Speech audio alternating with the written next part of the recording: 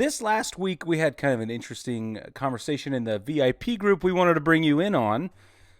I wanted to know, Brad and I talked about this, and we wanted to know what is the first thing everyone is going to do when they finally go back to the ballpark. And I had my opinions. Brad has his opinions. They're not that different, as I'm sure you could guess. But we did hear a number of really interesting opinions come up from the discussion on the group. And I think we should just go ahead and say that universally, everybody's very excited about hot dogs. Yeah. Mm-hmm. Even though, like, It's terrific. It's so funny because they're not good. Like, I guess they're good, not Often. great, but there's something special about a hot dog at the ballpark, right? It's true. It is a magical thing, and I don't even understand why, but it doesn't matter. It just is, right? Yeah, I don't know, but yeah. I mean, we're all gonna get a hot dog, and I mean, for me, the one thing that I want to make sure that I do is I want to be somewhere where I can hear the pop of the glove on the very first pitch. Oh, and whether that's the first that's pitch a great answer. of the pitcher warming up before the game, throwing his first eight warm-up tosses, or if it's the first pitch of the game. I mean, I'm assuming that if I'm somewhere I can hear it while he's warming up, I'll be able to hear it when the game is actually going, But that's the sound that I'm waiting for. And the other sound I'm waiting for is the first crack of the bat, especially a home run, because it just sounds so good. It's so different. It is different. It really is. And maybe it'll be way more different. Way more differenter? I don't know. How do you say that? Sounded weird coming out. It'll be way different. Could be different with the new modified baseballs. I don't know. We'll see if that proves true or not. But it could affect the sound. It could. It's not so much of a rock hitting the back of the glove there, but I don't know. Either way, those fastballs sometimes sound like shotguns. So I'm excited to hear that sound.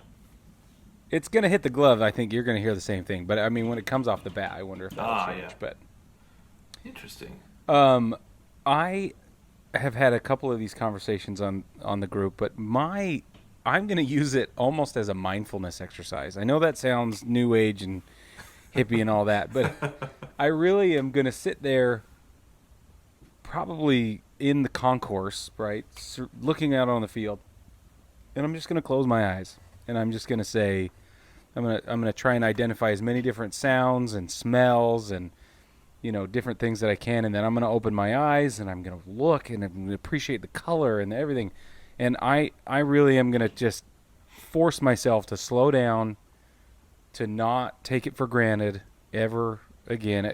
When it'll happen, I'll do it again for sure, but not in that moment. I'm not going to let myself, for that first ball game, I'm not going to let myself take it for granted. I'm just going to stand there and be grateful and happy.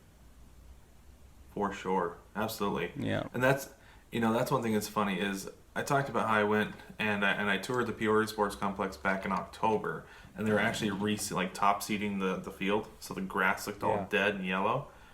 Yeah. And I'm working on putting together a video with that, and then also kind of meshing together that with my spring training trip last March. And the difference, in the sky, because it was a sunny day in October. I mean, it's always a sunny day in Arizona, let's be honest. Yeah, that's true. But it was a sunny day both days, but the sky is so much more blue in March than it was in October, and the grass was beautifully green.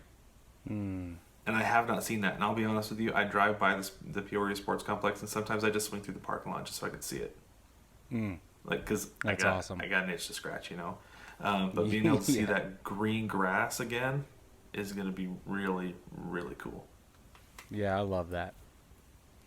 Was there a comment in the discussion with our friends that took you by surprise, or that was different than you expected?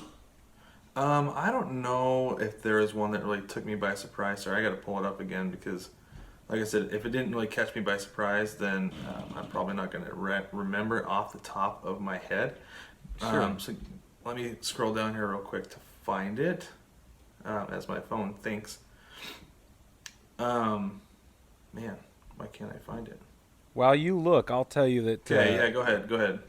a lot of people agree that they're going to take the day off of work. They're going to say no, Hmm. we're like, and they're going to really lean in and celebrate.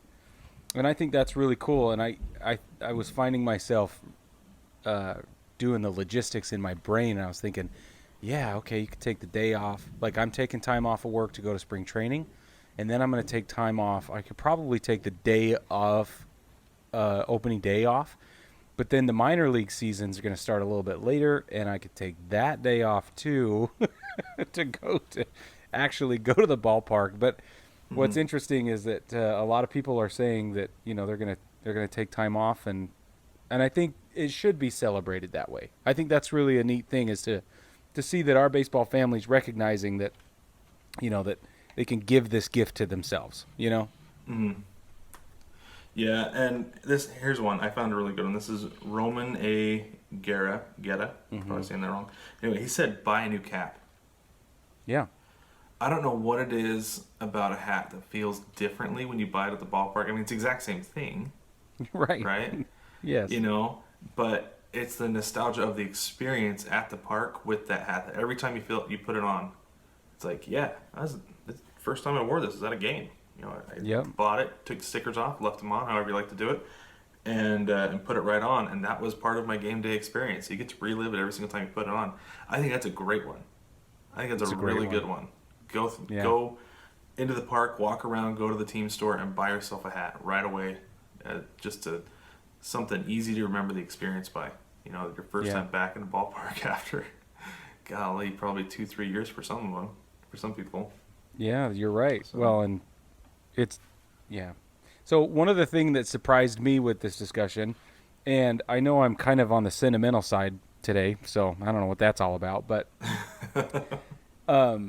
multiple people said or referenced like having an actual tear or tearing up or some sort of like legitimate emotional response, and either expecting it or willing to allow it if that was the case, whatever it may be. I'm paraphrasing again, but I was surprised that that was not just one comment; it was multiple.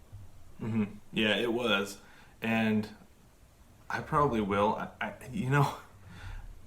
In my life, I never cried like tears of joy or like got emotional over like a movie or anything like that until my son was born. And ever since Yeah. then, like I'm like the biggest wuss, the biggest wuss. Hey, Like whoa, if whoa, if hold. the if there's a sentimental K commercial, Brig, I'll tear up.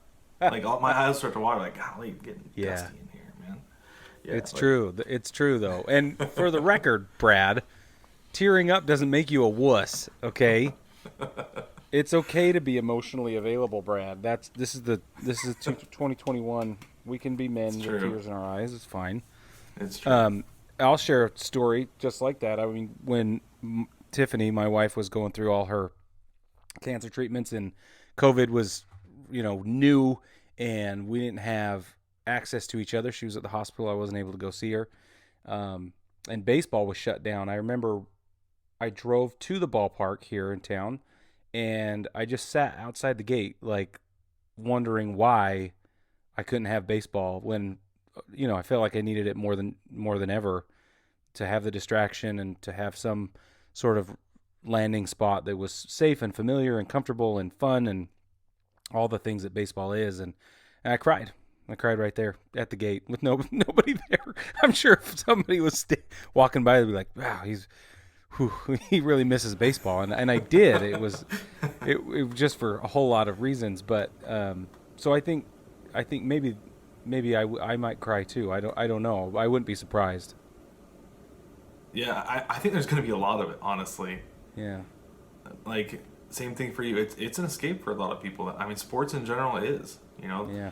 Um, I try not to take sports and baseball, especially, too seriously. There's a lot of people who really do, but I'm just like, you know what?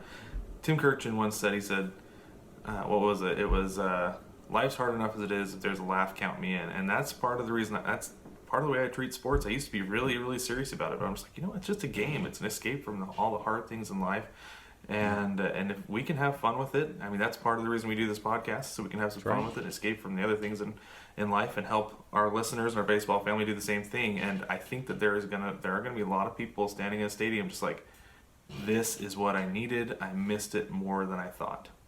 Yep. Going to be a lot of emotional experiences.